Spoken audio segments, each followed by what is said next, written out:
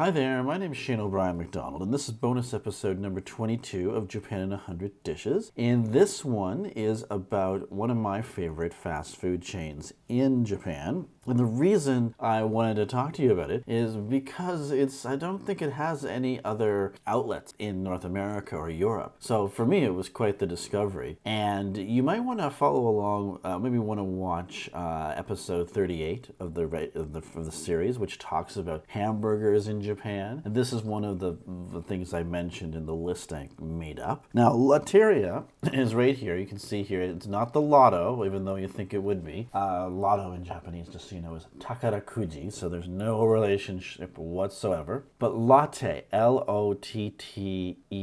Lotte is a Korean company, and this is one of the biggest Korean companies, one of their huge, like Hyundai or Samsung. It's a huge combine company, horizontally integrated. And so what they do is they are most famous for chocolates. So Lotte chocolates are very popular in Japan. If you go to Busan, and I'm sure in Seoul as well, but I've been to the one in Busan, they have the largest department store in the world. And what's interesting is right in the middle of the department store, there's a food court, but there's also a giant waterfall, like a shower. And it basically showers down water like a shower head, except it's like, the size of a movie theater, basically. And it has a light display. So the light, every hour on the hour, the lights will go down in the Lotte department store in Busan, and it will do a little laser light show on the water that's falling. It's kind of impressive, given that it's a giant cylindrical department store. However, today I want to talk about Lotteria. And Lotteria is a great burger menu, a great burger place. And again,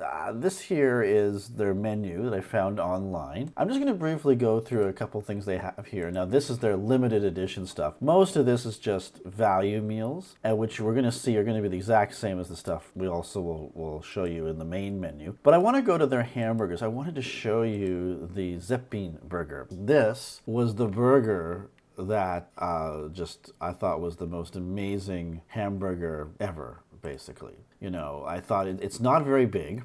It's actually quite small for a hamburger, so it's not a Big Mac. It's probably closer to the size of a regular McDonald's hamburger or cheeseburger, but boy, is it worth it. It's $3.60 plus tax, but I'll tell you, even the bun, there's no sesame seeds on the bun. It is perhaps the greatest burger ever invented by mankind, and I'm not joking there. The price is no object to hamburgers. Hamburgers are often better the cheaper they are. They offer it in a double set, and they also offer it with bacon, which is great. And this one here is the double bacon double burger. So you can imagine you have lots of options here. And of course, as I've mentioned before, the shrimp. Again, no one's trying to convince Grandpa he has to eat foreign Australian beef. So this is a shrimp croquette, and inside it it's basically it's shrimp in a kind of a cream potato filling, deep fried with some tartar sauce and a piece of lettuce on top. And it's pretty good too. This one's the rib sandwich, a rib pork sandwich. Now again, you can probably guess from the menu and point, but it's good to have this sort of reference, because the honest truth is that these items haven't changed in like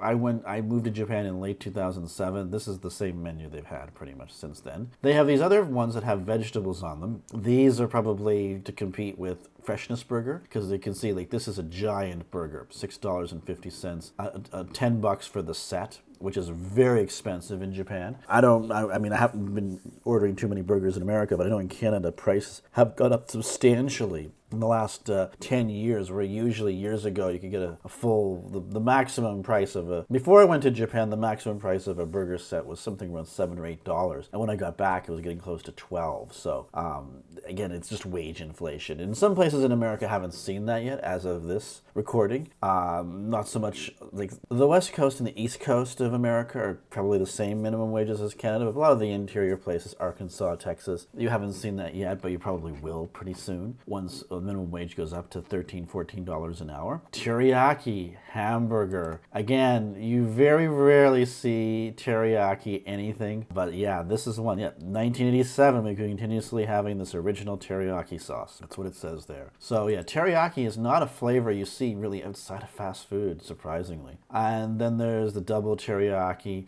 Now this one is one that I really like. This is the Tamago Burger. And this is basically one where they have an egg on the burger, and there's some teriyaki and tartar sauce and lettuce and a burger. This shocked me. I know it's normal now, but when I first moved to Japan, this didn't exist. Nobody put eggs on burgers. And they still don't at the lower level stores. But this is a very, very filling when you add eggs to anything, and it's actually pretty good. Now, this one's a little bit different. This is the soy burger, so I imagine it's the fake meat one. And they also have the fish tartar and the chicken, teriyaki chicken. And if you're on a budget or you just don't want something so filling, they have a regular cheeseburger and a hamburger. And in their side menu, it's quite extensive.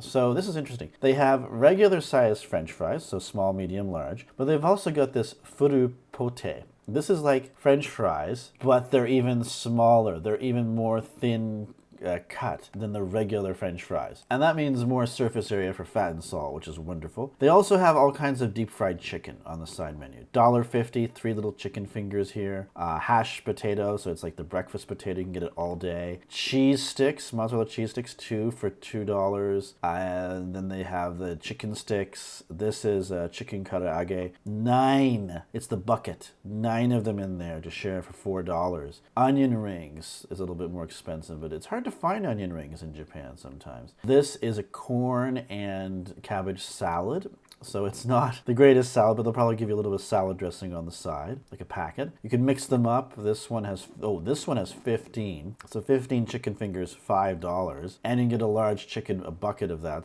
so you'll never have to worry about that, about going hungry. And this one is the shrimp burger I mentioned earlier. Well, this is just the patty, the katsu it's called, the schnitzel, just shrimp, 3 of them, a little bit of tartar sauce to dip it in, or you could get this variety pack which mixes the different kinds of deep fried chicken and French fries. So again, lots of selection. Drink wise, it's pretty close to McDonald's McCafe. A vanilla shake here, just so you know, coffee, iced coffee, latte, cafe latte. Bubble tea, this is new, I haven't tried that. Matcha latte, this is a new thing, cocoa. Hoja cha latte, you don't see that too much. Hoji cha latte. Again, I'm not a huge fan of hoji cha. It's a form of Japanese tea that's somewhere between green tea and black tea, but people like it. And Darjeeling, this is not tea. This is corn cream soup. So just be careful. Whenever you're looking at this, you might think, oh, do they sell eggnog all year round? No, this is actually corn soup. And of course they have a drink bar, so it's the same thing you'd see here.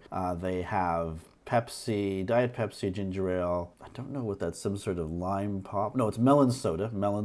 They have also oolong tea, and it has no sugar in it, just so you know, at the dispensary for pop. Or soda for my Southern American friends. And they also have Lipton lemon iced tea. The lemon iced tea has sugar. The oolong tea does not. Just keep that in mind. And they also have a citrus beverage, which is basically Sprite. Again, diet drinks are not common in Japan. Nowhere near. I think they exist. I don't drink diet drinks. I don't drink Diet Cola. I don't really drink cola. But they do exist, possibly, but I've never seen anybody drinking them. Because I've never seen any kids in Japan really drinking pop. They drink tea there, so that's another interesting cultural note. And this one last year is just it's a prepackaged oolong tea. So it's Suntory oolong tea. It's a black, it says kuro. Kuro means black. I guess it's a bit darker, stronger. And they also have like a vegetable smoothie thing here. So this is like 100, vegetables. And then there's this other one, the kagome, something original.